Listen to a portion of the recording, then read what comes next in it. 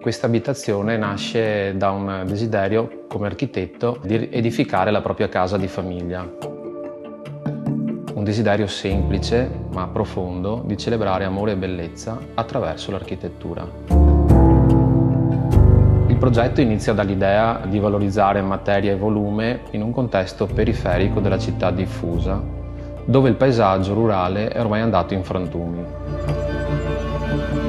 Da un punto di vista compositivo si è innescata una relazione tra, in questo caso, il cemento armato, che è il materiale interprete un po' della contemporaneità, e il mattone di laterizio, che è stato scelto, in questo caso volutamente di tonalità chiara, da una forma irregolare con gli angoli smussati, per evocare la memoria di questo materiale che caratterizza un po' la tecnica costruttiva del luogo.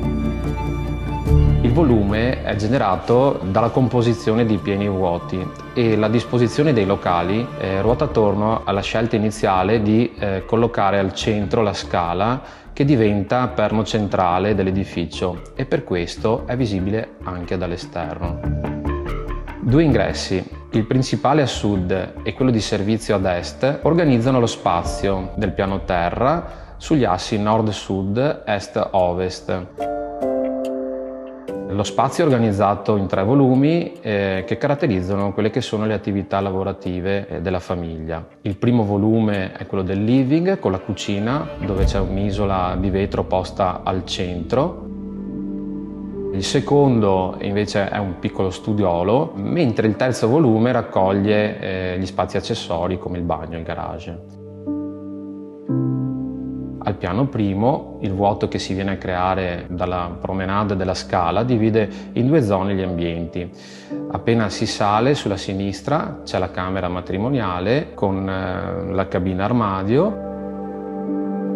mentre a destra ci sono le camere dei figli.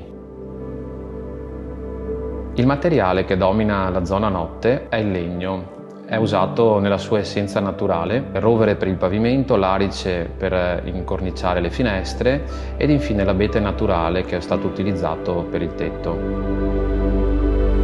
È stata realizzata una copertura a 2 falde asimmetriche di leggera pendenza con una trave di colmo molto minimal. Questa trave in acciaio ha una lunghezza di 14 metri e ciò ha permesso di svincolare la pianta da elementi strutturali e far leggere il tetto un po' come una sorta di grande cappello a chiusura degli ambienti che si articolano liberamente sotto. La scala si smaterializza man mano che si sale.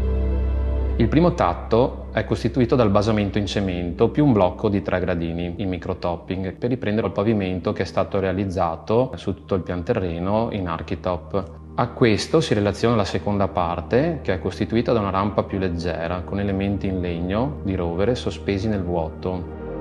Il parapetto invece è realizzato in piatti in acciaio verniciato a polvere e tinta Corten. Lo stesso parapetto viene poi ripreso e contestualizzato all'esterno nella recinzione, dove la ripetizione di questi elementi verticali alternati crea un ritmo che divide il giardino dalla strada. Protagonista del progetto è la luce. Essa permette di plasmare l'ambiente, ammorbidendo o talvolta indurendo le superfici e i volumi. Permette di far leggere così i profili delle cose, rendendoli ogni volta elementi sempre diversi. Questa casa vuole essere una vera e propria machine habitée, una macchina per abitare dove è possibile cogliere il ritmo del tempo che scorre. Il tempo viene percepito nella mutazione della luce naturale, filtrata all'interno della casa attraverso finestre in legno alluminio con cornici minimali ed ampie vetrate, ed è inteso nel singolo giorno ma anche nell'arco naturale dell'anno, scandendo il ritmo delle stagioni e tutte le variazioni dei colori che ne filtrano. Lo studio della luce naturale permette così a chi vi risiede di cogliere lo scorrere del tempo grazie al continuo mutamento dell'atmosfera sensoriale degli spazi e la percezione degli ambienti interni, in un'interazione dinamica tra luce ed ombra.